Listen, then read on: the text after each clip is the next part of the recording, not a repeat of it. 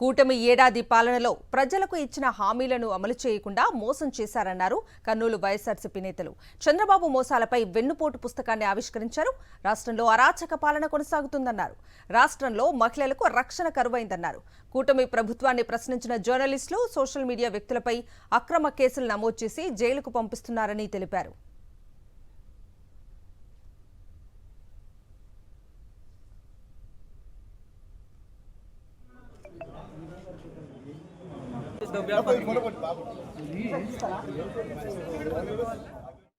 కూటమి ప్రభుత్వ ఏడాది విధ్వంస పాలనపై కర్నూలు జిల్లా ఆలూరు ఎమ్మెల్యే విరూపాక్ష వెన్నుపోటు పుస్తకాన్ని ఆవిష్కరించారు. చంద్రబాబు నేతృత్వంలో ఏర్పడిన కూటమి ప్రభుత్వం రాష్ట్రాన్ని చీకట్లోకి నెట్టేసిందన్నారు.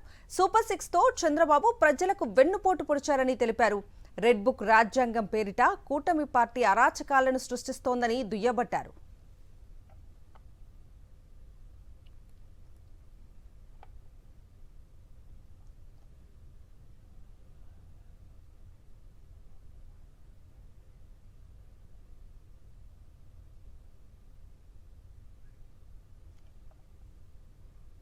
అనంతపురం జిల్లా గుంతకల్లులో వెన్నుపోటు పుస్తకాన్ని ఆవిష్కరించారు. వైఎస్ఆర్సీపీ జిల్లా ఉపాధ్యక్షురాలు నైరుతి రెడ్డి, మున్సిపల్ చైర్పర్సన్ భవానీ, జగన్ అంటే నమ్మకం, చంద్రబాబు అంటే మోసం అనే పేరుతో బుక్ రిలీజ్ చేశారు.